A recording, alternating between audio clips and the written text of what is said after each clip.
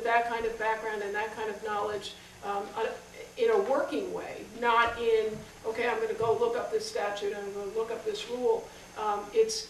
It's inbred, so to speak, when you're in these types of positions because you're living it and breathing it and doing it every single day. So I think one of the greatest benefits is that we bring this background. You know, we spend our entire lives in this work, most of us. And so we have that on a day-to-day basis to fall back on and to use to get the job done.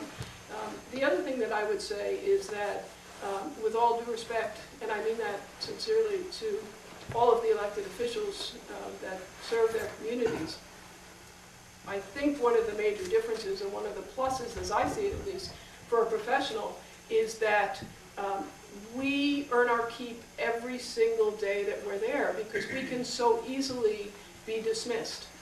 It doesn't take a whole lot to say thank you very much for your service, and maybe not even that, but you're now finished. So as opposed to having a 2-year term or 4-year term or being in office for a much longer period of time because of a popular vote perhaps, we earn our keep every single day. And if we're not doing the job, you can bet that there will be a change.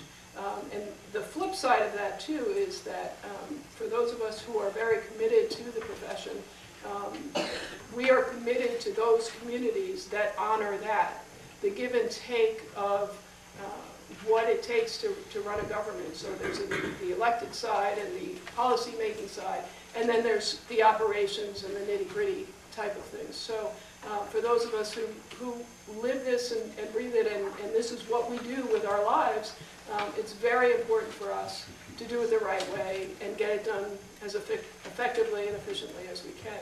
And so we literally do earn our keep every single day. Yeah, just to conclude, most managers serve what the term is at the pleasure of the city council. We've had two, in my career in New Rochelle, we've had 2 attempts to change to the strong mayor form of government, which requires a referendum and the municipality voting populace to approve it. It was defeated rather handily both times, but one of the greatest statements that's made is, well, you know, if you have a city manager, you know, you can't get rid of him. Mayor, if you don't like him, you get rid of him 2 years or 4 years. As Meredith said, the city manager can be dismissed with or without cause. All it takes is, in my case, 4 votes. So if the city council, the elected officials are under the feeling, rightly or wrongly, that the manager is not performing the duties of the office as they would like to see, they can vote to terminate. I have a contract. I don't have a term. I serve at their pleasure, so I try to keep them pleased. So,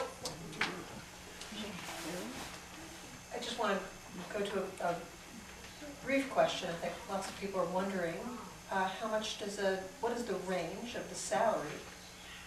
Do you have a sense of that from the association that you work with? Well, I think the range is rather wide if you look at it across the country. I would say that, except for perhaps my colleagues in Westchester County, that perhaps the range is somewhere between maybe 80 to 120, maybe 130,000, depending on size of community, depending on economic viability of the community, those sorts of things, and what's required for the position. But I would say that's probably a fair range. Westchester County, I think, would be a little bit different than that, perhaps. Yeah, Westchester County would probably be between $140,000 and $200,000. Significantly higher cost of living, but and I know I'm biased. The person that's in the manager's job, no matter where they are, is acting as the chief executive officer of the community. It's a very important job, and you know, it's not easy to attract good people to those positions without offering a competitive salary. So it sounds like an awful lot of money. I know it does, but it's to live where I live in Westchester County. That's a middle class salary. So we've already talked a little bit about some of your responsibilities. Is there a specific mandate in the charter or a specific job description for your duties and responsibilities, and what would they be?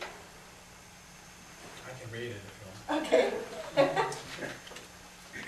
It says, "The city manager appointed by the city council is the chief administrative officer of the city.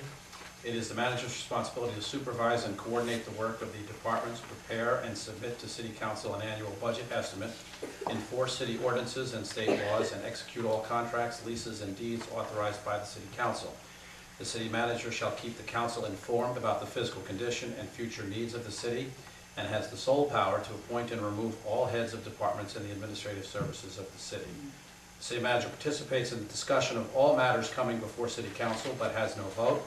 The terms under which the manager serves are determined by the council.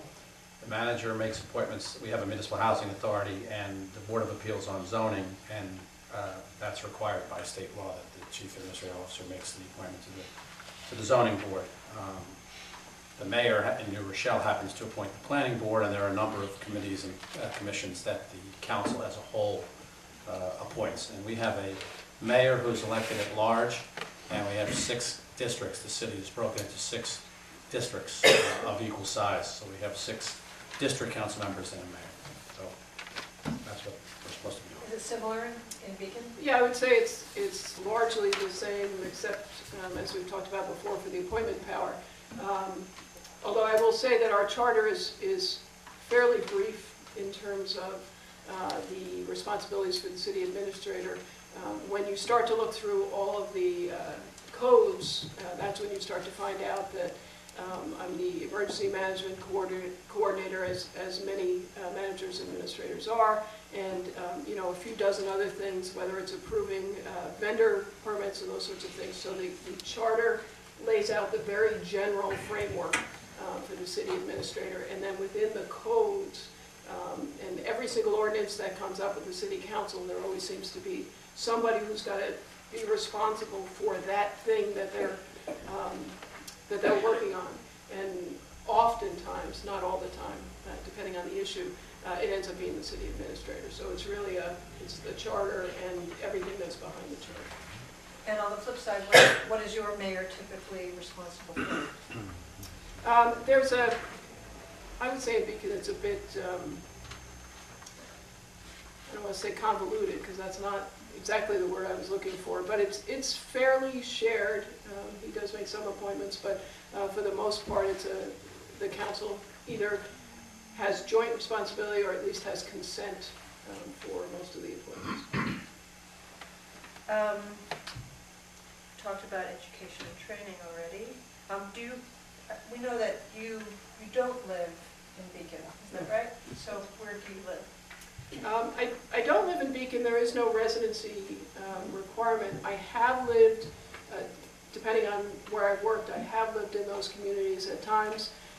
And for instance, in Beacon, I do not.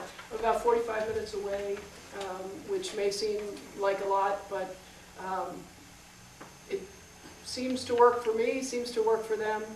So it really hasn't been an issue. But there are lots of different reasons for perhaps a community wanting a manager or administrator to live in their communities, and some that aren't. And then there are lots of reasons on our side for why we do and why we don't.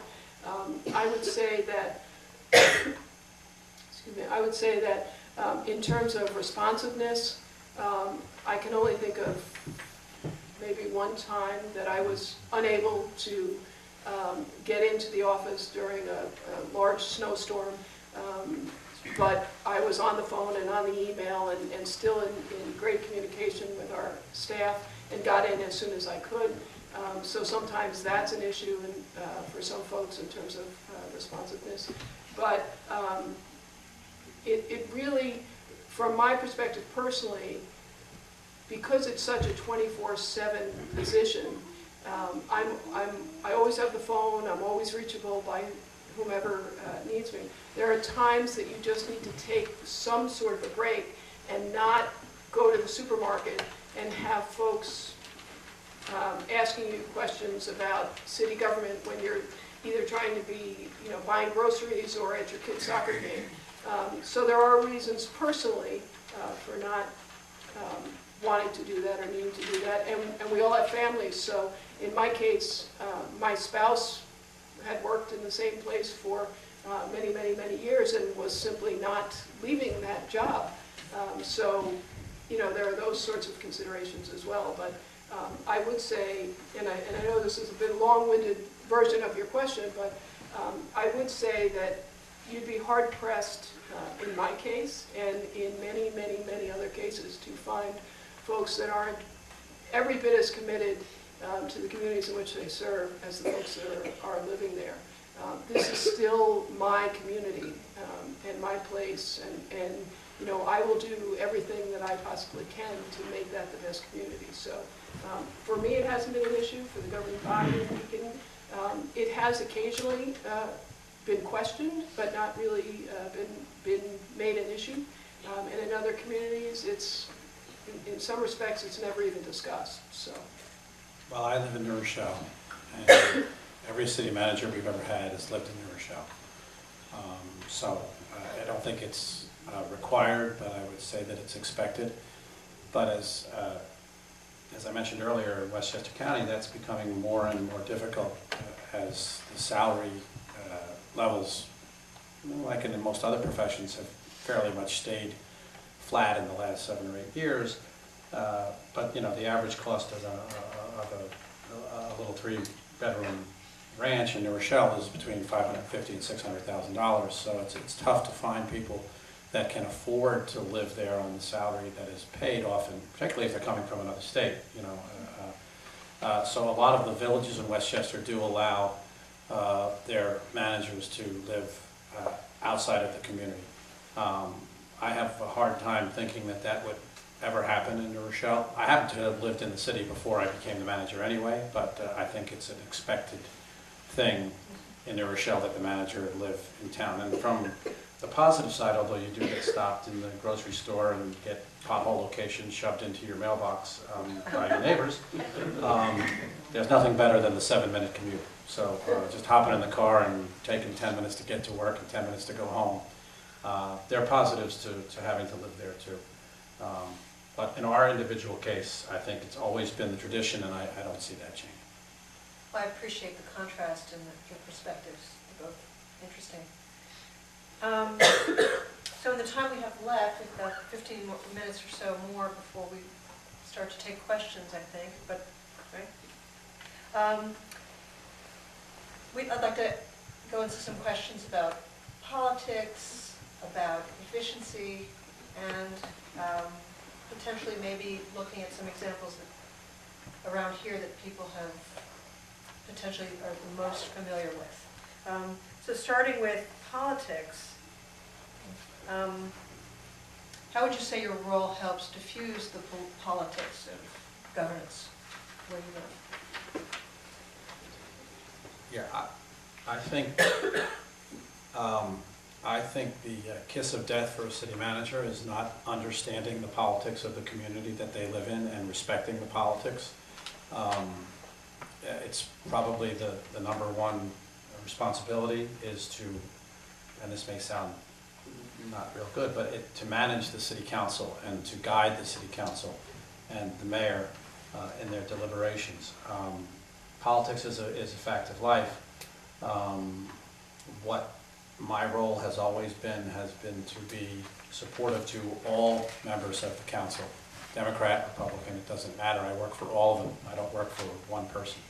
So the manager needs to recognize the politics and to understand the difference between politics and administration and where that line is. And you know, sometimes you have to, it's not a comfortable feeling, sometimes you have to say to the mayor or a member of council that you're treading into an area where you're not really supposed to be. And no disrespect to any elected officials that may be in the room, they don't often like to hear that. You know, if I have the mayor or a member of the council calling up one of my department heads and directing them to do something, I have to get on the phone and say, they're not going to do it because they don't work for you, they work for me. That's a very difficult and thin line to walk. Respecting politics, understanding it, and then at the same time being able to differentiate it and make sure that the line doesn't get blurred. So, and I don't by any stretch of the imagination mean to say that politics is a bad thing.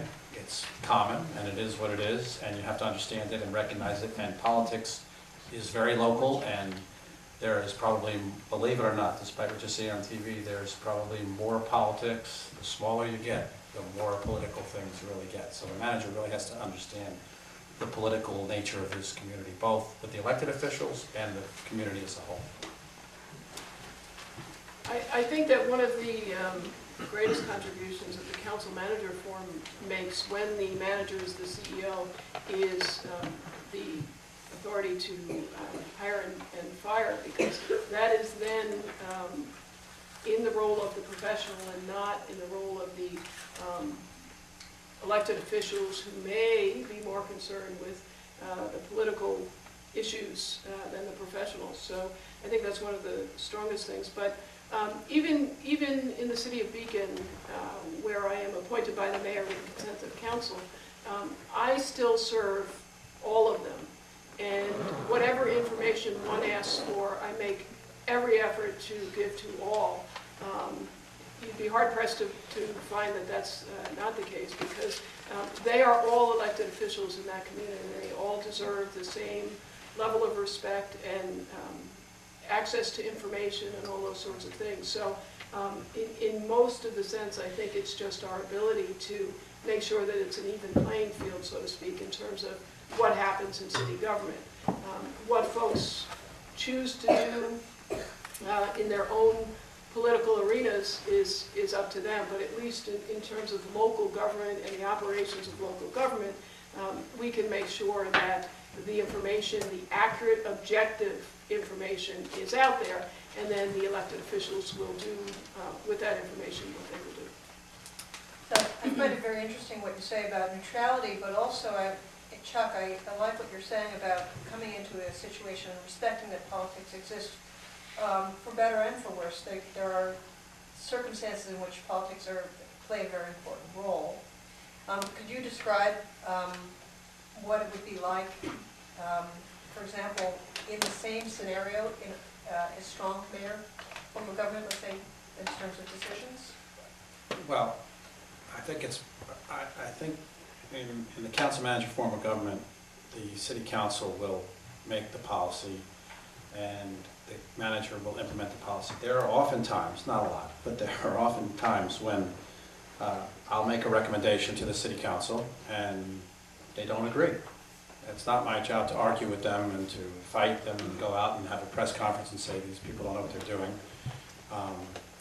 My job is to implement it whether I agree with it or not. That's the job, and that's the way it's done. I think in the strong mayor form of government, I like to equate it to what I've observed, but because politics is what it is, it can get nasty at times. I've witnessed in the city I previously mentioned where they were having a snowstorm, and the minority members of the council's streets were plowed last because they didn't get along with the mayor. The mayor has a lot of power in a strong mayor form of government. The mayor directs where the work is done, and I think if you really look at it, a city council is weakened significantly in a strong mayor form of government. There's a lot more power in the executive side in a strong mayor form of government than there is in the council manager form of government. And you can see it if you watch. I guess it's more akin to what happens on larger levels, but the minority member of a council manager form of government, or member or members, gets, as Member Meredith said, the same service from the executive side of the government as the majority members. That is rarely the case in a strong mayor form of government. No strong mayor is going to go out of their way to satisfy the people that are in the opposition party. That's just the reality of politics, and it'd be quite a mayor if they did, but most of them will take care of their supporters first, and the manager's role is not to do that. Actually, you gave us, as I said earlier, a very interesting publication called Life Well Run, which you can find on our link to the Facebook page, and it describes some of the many benefits and also just some of the very interesting points about some of the very interesting points about the city management style of government. One of them that I picked up that was very interesting is that 73% of communities recognized with the coveted All-American City Award between 2008 and 2012 are run by professional local government managers. And in February 2011, a study by IBM Global Business Services found that cities operate under this form of government are nearly 10% more efficient than those that operate under the mayor-council form. From your perspective, can you explain the reasons for this? I would say, similar to some of the comments I made earlier, we bring to the table the education and the experience that we've garnered by working in this profession for many years. So we have been there, done that in many cases in terms of trying different things, and in some cases something will work in one community and not the other, and vice versa. So we have, as I would suggest, a toolkit, a toolbox of different skills and different options to use, just because we've been doing it so long, and have those options available to us, and know right off the cuff that there are certain things we can do. And I would argue strongly that those of us that are as involved in our professional associations and networking with colleagues in other communities, and working with elected officials. In my case, there are very few appointed positions in the county, so, in fact, only 2. So, we network with others so that we can get as much information as possible to bring to bear on a particular situation. So I think that when it comes to efficiencies, because we have the backgrounds that we have, because we have the professional staff assisting us, and they have those sorts of backgrounds as well. They're not turning over, as Chuck mentioned, every time there's a new mayor elected, or a new city council elected for that matter. We are all bringing the same thing and the same level of expertise to an issue. So I think that's probably largely resulting in that. One of the efficiencies is in cities of New Rochelle size, and when we've had referendums for the strong mayor form of government, there's always going to be some position to run the government. It's, when we had the strong mayor form in a referendum, the mayor was the elected chief executive who had the authority to appoint a deputy mayor. In New York City, there's a deputy mayor, well, there are probably 100 deputy mayors. That's not a very good example. But when Yonkers had it, there was a deputy mayor. So there usually is a need for somebody on a professional level to be appointed. And I like to think that you can take a look at Westchester County government, granted bigger. It has obviously the county executive form of government, elected county executive. And every time there's a new county executive, there'll be a new commissioner of public works, and a new commissioner of planning, a new commissioner of parks and recreation, and it's a whole other level of the government. And then there's the professional staff underneath that stays. So I think, in a fair comparison, there's an automatic efficiency in you're eliminating a whole politically appointed level of the government that doesn't exist in the council manager form of government.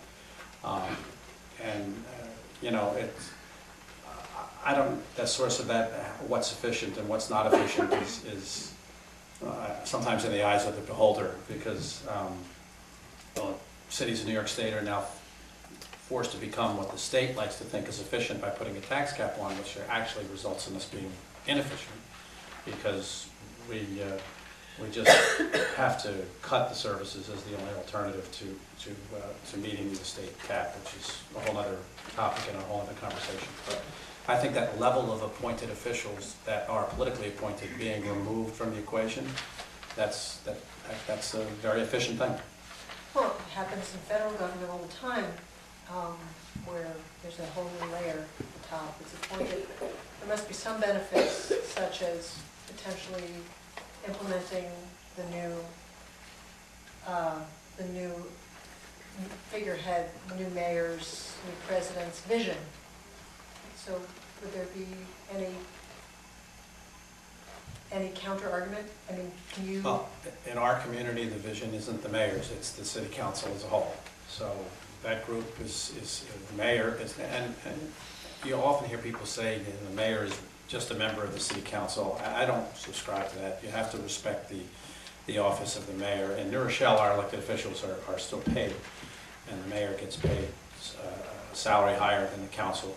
He's the chief elected official in the city. He's the only person that's elected citywide, and he has a very important role to play. But as far as the vision and the policy making of the city, it is determined by a consensus of 7 people. It's not one person coming in and saying, you know, I want to build an athletic field over here, and I'm going to appoint Frank, who's good at building athletic fields, to be the recreation commissioner, and we shall do it. That doesn't happen all the time in a strong mayor form of government, but it can happen in the other alternative. I would just add to that the vision is for the community, and it helps to have consistency in that vision, at least in some respects, and that doesn't take it away from anything that a new elected official might bring in. It can still be, in our case, we still have the mayor, who is the CEO, comes in with a certain type of vision, but we are then responsible for implementing that when the council is in agreement with where the community ought to go to. So I think there's really some benefit there in terms of a shared, the mayor still brings in a vision and still promotes his or her ideas and thoughts and that type of thing. And as long as there's consensus among the council, then that's the direction we'll go. And me and staff are still responsible for implementing that no matter what. So I think ultimately the work is still being done in the same way. Yeah, just to conclude, one of the, my view, I'm not a mayor, but one of the, in our form of government, the most important role of the mayor is to build consensus among the city council. A person can always have a vision, and if he or she is in the majority party, it's much more likely that vision will get implemented. But the most important role of the mayor, besides being the official representative of the city, is to build consensus among the council and make sure that that body, the legislative body, operates in an efficient manner. And most of the times in our case, it has been that way. It's worked very well. So I'm going to ask you one more question, and then I'd like to have members of our audience come up and ask questions if they're interested in doing so. And we saved this one to the end because I think a lot of people are familiar with the form of government, this form of government from our neighbors, Poughkeepsie and Newburgh. And some might say there have been some problems in those situations. And so I guess the question really is,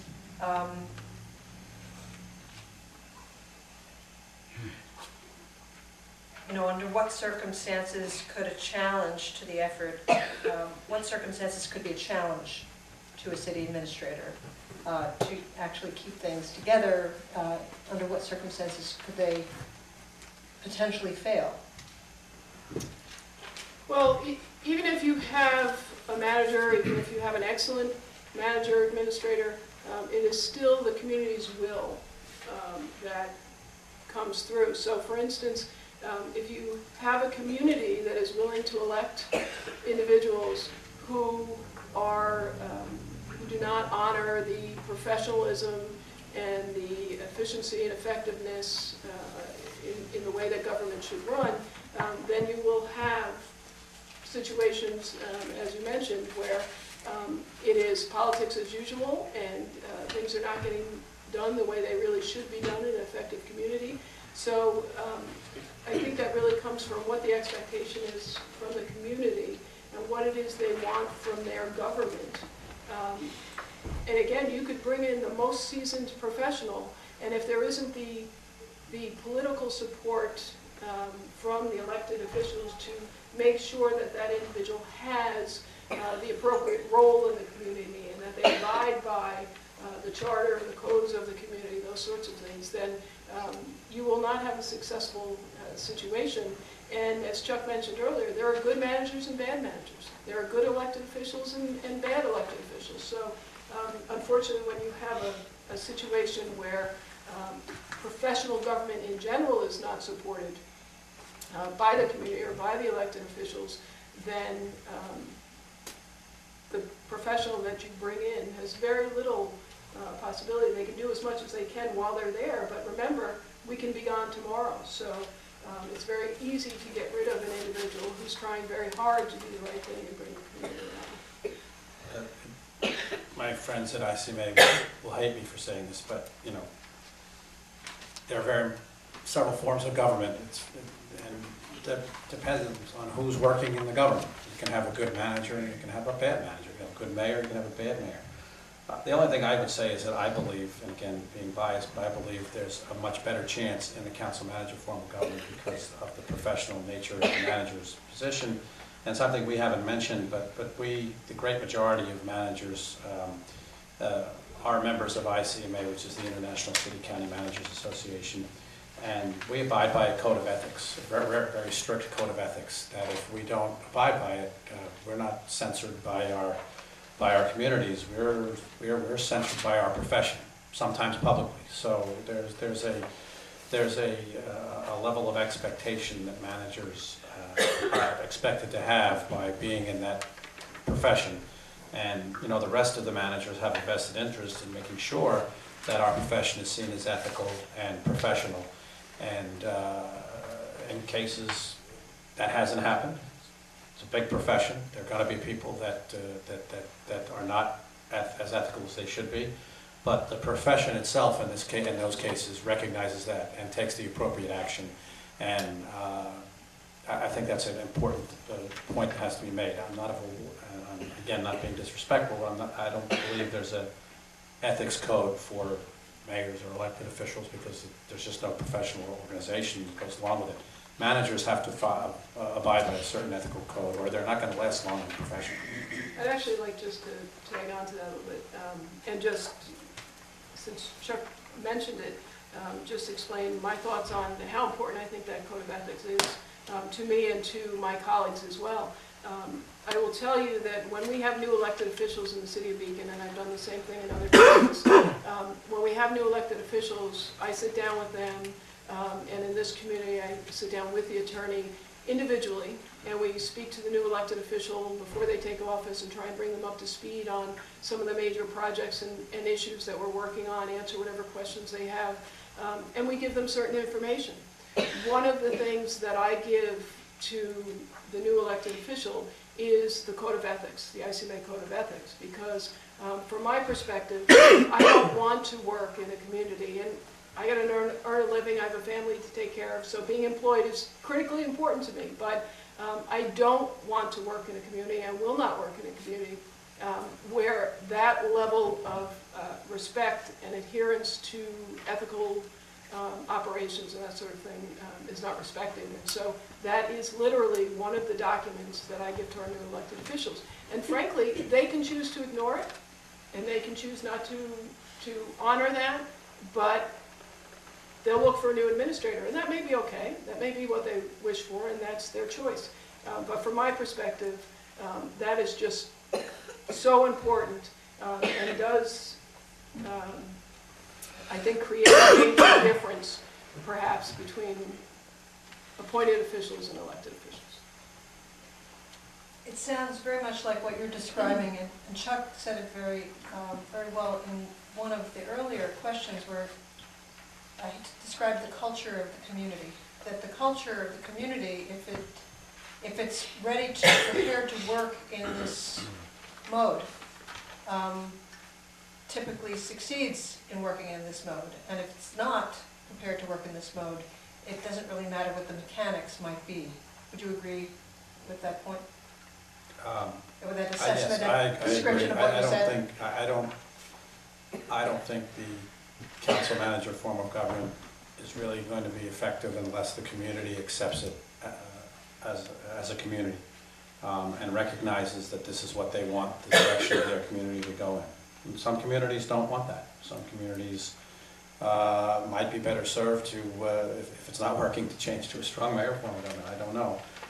That could be because the manager's not performing well. That could be because the elected officials aren't letting the appointed person act as they should. One of the tenets in our code of ethics is that the managers are not allowed, it's an ethical violation, if we participate in any way in any political activity. So there's no, it's a wonderful thing. I've never been to a political fundraising dinner in my life. Don't have to go. None of my staff is pressured to go to somebody's campaign fundraiser. That stuff is all out, and I think that's a good thing. The people that want to be involved in that can be involved in it, but professional government employees shouldn't be. And that, to me, is, other than, obviously, you don't commit a crime, but to me, that's one of the most important tenets in our code of ethics, and that's what separates managers from elected officials. It's a clear distinction, and managers should not be engaging in political activities. Did you want to add something to that? No. Last question? Okay. So I'd love to open it up to the audience. Is there anyone who would like to ask a question